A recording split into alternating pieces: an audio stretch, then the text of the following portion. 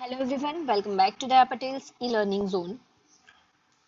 आज के लेक्चर में हम स्टार्टिंग कर रहे हैं सेक्शन डी का क्वेश्चन नंबर 10। क्वेश्चन नंबर 10 के अंदर आपको बोला है find dy upon dx find करना है if y is equals to 5 plus 6 upon 7x plus 8। अब आपको पता है कि इसके ऊपर हम बेसिकली कोई फॉर्मूला नहीं लगा पाएंगे, इसलिए हमें पहले इसको सिंप्लीफाई करना पड़ेगा। ये इसके साथ मल्टीप्लाई होगा। y is equals to 5 into 7 35x plus 8 into 5 that is 40 plus 6 upon 7x plus 8। So we can say y is equals to 35x plus 46 upon 7x plus 8. Is it clear? हम लोग u is equals to मान लेते हैं 35x plus 46, v is equals to मान लेते हैं 7x plus 8। So du upon dx is equals to 35 and dv upon dx is equals to 7। Finally यहाँ कुछ ऐसा है, y is equals to u by v, so dy upon dx is equals to v into du upon dx minus u into dv upon dx upon v square। v माने तो 7x plus 8, du upon dx is 35 minus u 35 x plus 46 dv upon dx that is 7 v 7x plus 8 का whole square। 7x into 35 that is 245x plus 35 into 8 that is 280 minus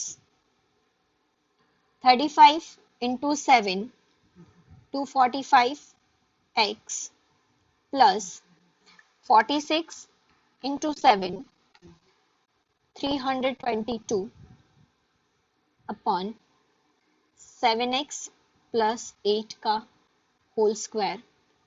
245x plus 280 minus 245x minus 322 upon 7x plus 8 का whole square। minus plus cancel, minus 32 minus 322 plus 280, so answer is minus 42 upon 7x plus 8 का whole square। That's your final answer. Question number 11, 12 and 13 are omitted as there is application of chain rule, तो वो सम आपको नहीं करने हैं। उसके बाद question number 14 में आपको क्या बोला है, तो क्वेश्चन नंबर 14 में कहा गया है if f of x is equals to 3x square plus 4x plus 5, then for which value of x f dash of x is equals to f double dash of x। मैं आगे भी बहुत बार बोल चुकी हूँ, कोई सपना नहीं आता कि कौन सी वैल्यू रखने की, रख देने की। तो पहले तो f डैश ऑफ x ढूंढ लेते हैं, 6x plus 4, f double dash of x ढूंढ लेते हैं, that is 6।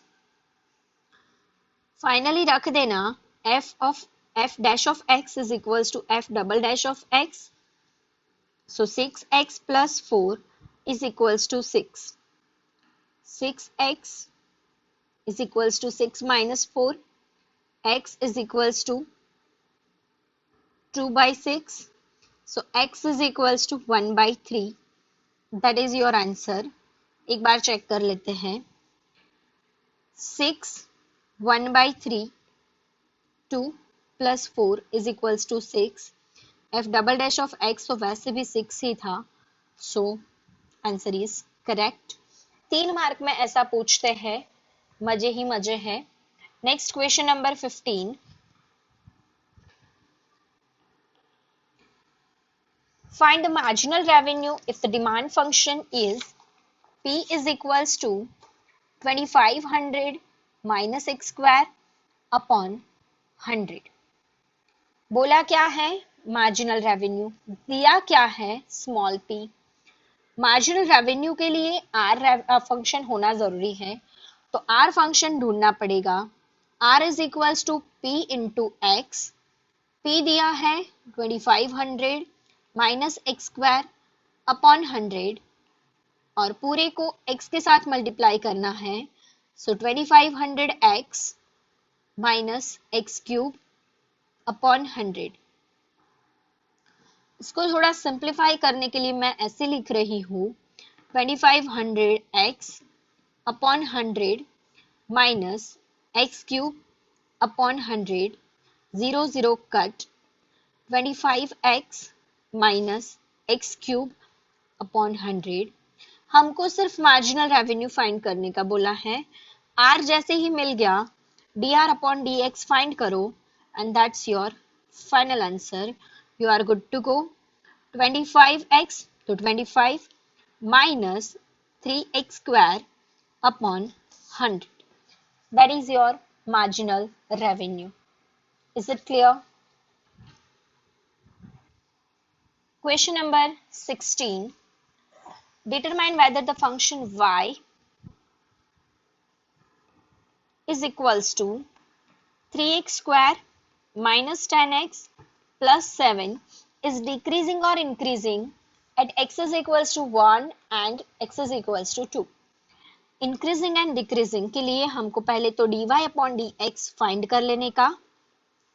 dy upon dx that is 6x minus 10 and now x is equals to 1 रखो, x is equals to 2 रखो, so 6 1 minus 10, 6 minus 10 minus 4 less than 0, decreasing at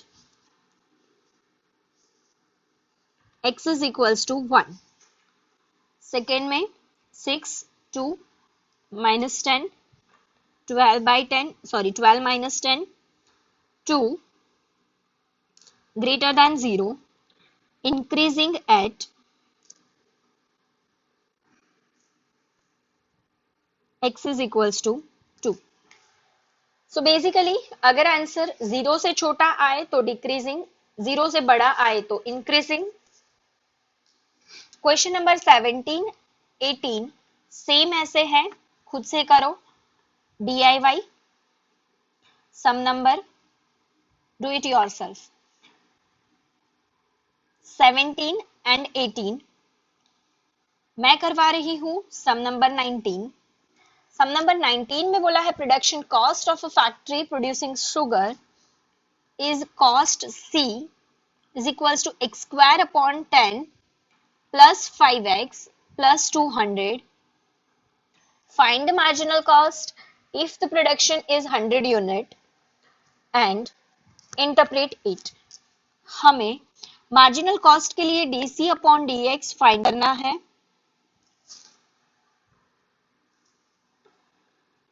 to x by 10 plus 5, इसमें हमें x is equals to 100 put करना है।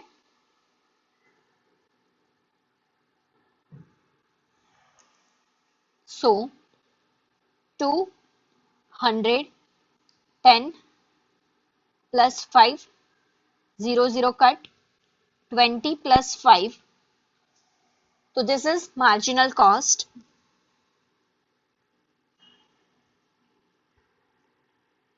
rupees 25। But हमें यहाँ interpret it भी बोला है, that means cost of 10 first product will be 25। Marginal cost का मतलब होता है एक एडिशनल यूनिट प्रोड्यूस करने के लिए जो कॉस्ट लगता है वो, यहाँ पे 100 यूनिट का हम लोगों ने मार्जिनल कॉस्ट निकाला तो वो आया 25।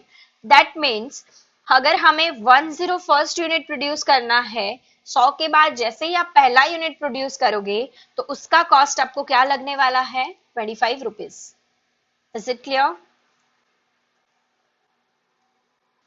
Question number 20, the cost function of producing X unit of a commodity is C।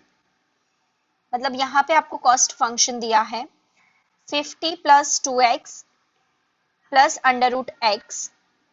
Find the marginal cost if the production is 100 units and interpret it. सबसे पहले dc upon dx 2 plus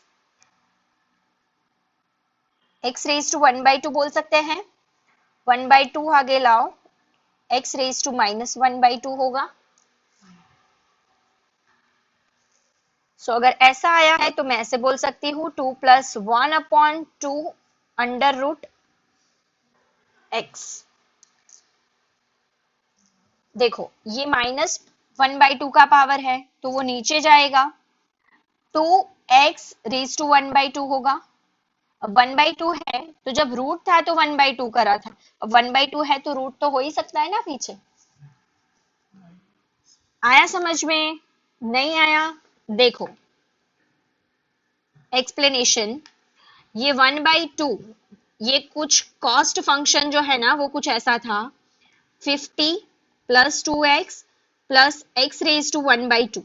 ठीक है, अब 50 का तो 0 हो गया, ये 2 बचा प्लस ये 1/2 आगे आया, x 1/2 में से 1 माइनस हुआ तो -1/2 आया। अब क्योंकि ये -1/2 है तो 2 प्लस वो x नीचे चला गया और 1/2 पावर हो गया।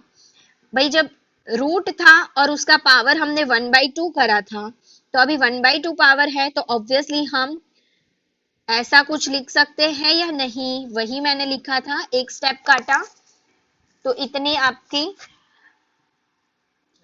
मिसअंडरस्टैंडिंग हो गई। Is it clear? चलो नाउ क्योंकि हम लोगों को x is equals to 100 units produce करने का बोला है, putting x is equals to 100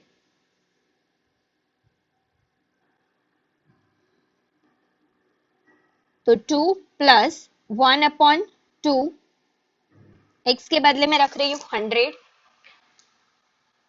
तो 2 + 1/2 × 10 so 2 + 1/20 20 सामने जाएगा 40 + 1/20 41/20 दैट्स योर आंसर। इंटरप्रिटेशन का भी बोला है, that means cost of 10 first unit is ₹41/20 या फिर तो आप लोग 2.05 भी लिख सकते हो, 2.05 भी लिख सकते हो। Is it clear? इसके बाद वाला जो क्वेश्चन है वो थियोरेटिकल है तो मैं अभी नहीं करवा रही हूँ।